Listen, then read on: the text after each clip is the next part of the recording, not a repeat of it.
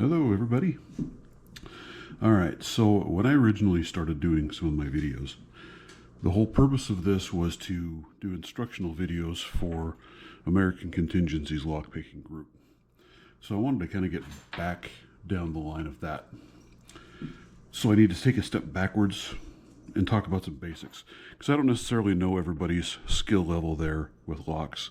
So I want to go through and explain a little bit on the locks themselves and what you're looking at and what you're seeing as you're going through the locks.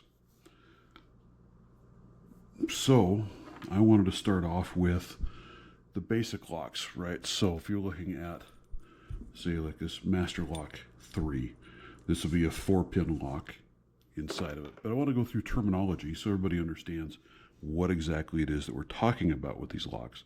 As you watch different people's videos, you hear words thrown around out there, and sometimes you're like, what the heck are they talking about?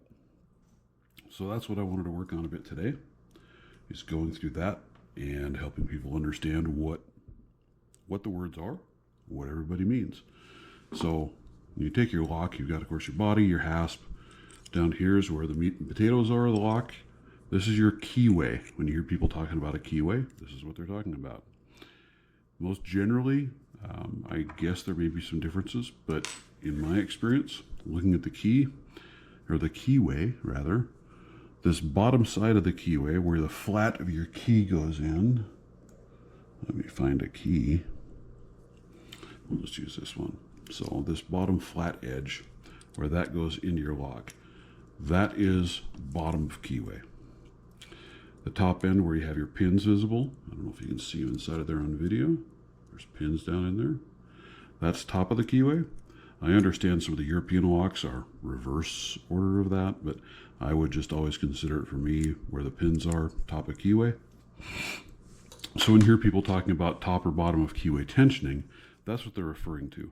You can put your tool into the very bottom of the keyway and tension that way, or you can put it at the top and tension from that side to give you more room to work. So let's see here. When we get into the actual locks themselves, this is a core out of a Master Lock lockout tagout lock. So this is the piece that's inside the lock. This type of a lock is non-guttable. You can't take it apart. Some of the others are guttable, like this lock here. You can unscrew and you can pull everything out. You can modify it. But I wanted to use this one just to give a brief showing of the internals.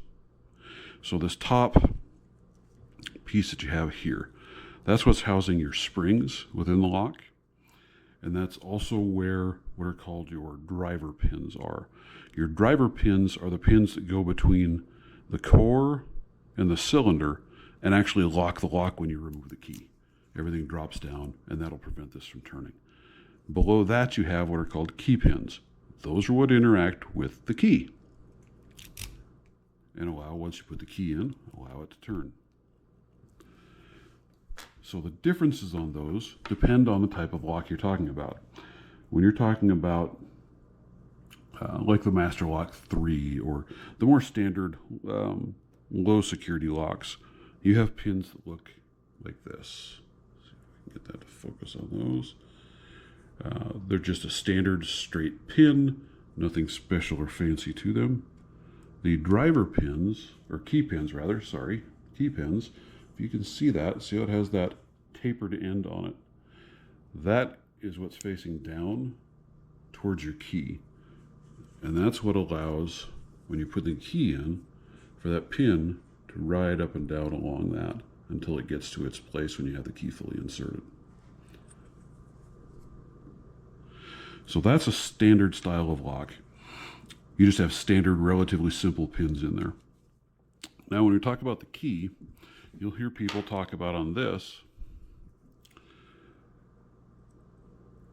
these grooves cut in the lock are what your pins fall into. That's called bitting. That's your bitting that's cut out. So if I look at this particular key, you can count these flat spots. So there's 1, 2, 3, 4, 5. This particular key fits in a 5-pin lock.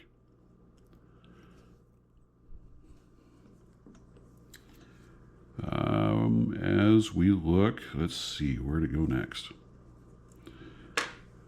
This is that's that core. This is a core out of a American 1100. Has a little different pin set up to it. But now as you come up in your pins, your pin, or your padlocks rather, so here you have that same style of key pin with the tapered top. But now here you start incorporating some security pins. So if you look at that one, that's called a drum pin. And you can see how it tapers down in the middle. It looks like a spool. I guess maybe that's a spool pin, more so than a drum pin. Then you also have this type of pin. If you can see on that, it has grooves cut in that pin,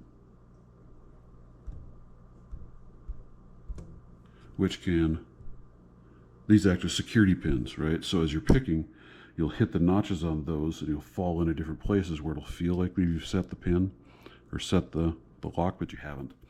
So that's where you would work through with those. Then as you progress on in your pins, you'll get into, I don't think I have any out. So we will you'll have pins that look like this with the grooves cut in it, but those will also exist in your key pins. So what that can do is that can cause you to overset. So you can push the pin up too high and it'll catch on the groove that's cut in one of these pins as well. Again, seizing up the lock for you at that point and making it feel like you have a set when you really don't.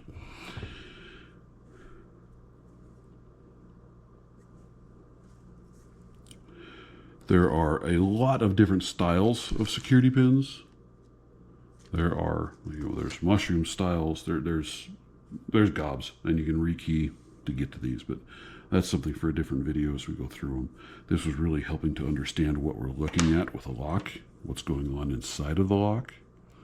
So let me see if I could pop this one open. Good. Now, I need to step away for just 1 second. I'll be right back. All right, I'm back. I forgot my super high-end coring tool, my AAA battery. So, now that I've removed the C-clip from the back of this lock, I will put the key in because I want to demonstrate a couple things inside of here on how the locks work. So we're just going to slide this right on through and pull that out. All right. Now, if you can see here, those are your key pins. And when you have the key in, they sit flush on the cylinder. And what that does then is that will push your driver pins, which are inside of here, above the line in the cylinder, and that's what breaks the key loose and allows you to open the lock. So when I drop this down, you'll see all of those pins disappear down in. So if I grab, we'll just, I don't like that pinning tray at all. No, they aren't going to fit this, they're too big. I was hoping they would work, but they won't. So let me just go in here and pull a pin out so I can show you.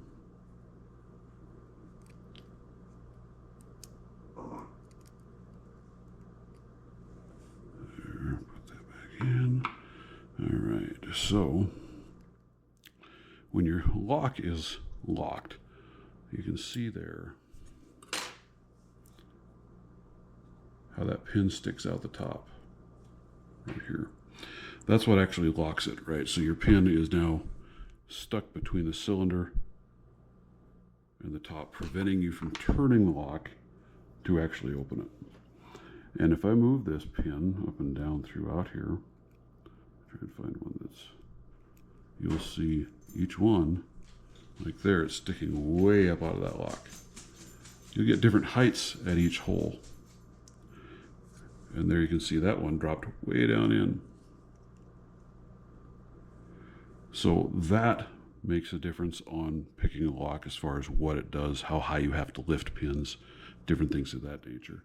Now this pin, if you look at this one, this goes back to being that spool pin. I don't know if you can see that, but there's also grooves cut top and bottom. So this one does a little bit of both, right? That's a much more secure pin than the previous ones we looked at.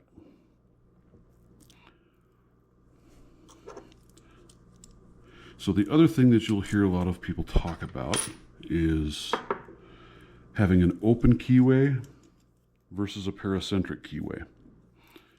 So what they're talking about when you hear that, if you look at this Master Lock 150, this is a very open keyway, right? I mean, there's nothing gets in the way. I can stick my pin all the way back or my hook all the way back in there, get to all the pins. Very easy to access that lock. This one, if you can see down in there, let me turn up my light just a little bit on you.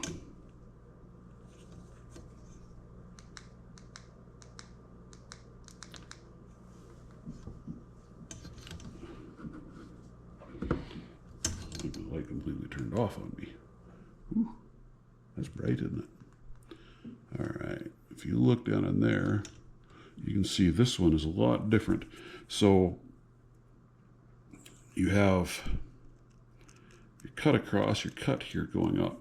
If I take a standard pick like this and get in there, I can't reach those pins because everything's in the way. That's where pin selection comes in, or not pin, that's where pick selection comes in. Here's a 16 thousandths. This one allows me to reach around that and work on those pins inside of that lock. So that's what they're talking about when they talk about an open versus a paracentric keyway. There's a terminology for those in there, and I don't remember off the top of my head what it was. I had it down here just a little bit ago, so there is that. So that's kind of the basics of the terminology that you're going to hear as you listen to people talk about videos on the different locks. I know I probably didn't do a very good job of explaining it. Hopefully it makes sense to everybody.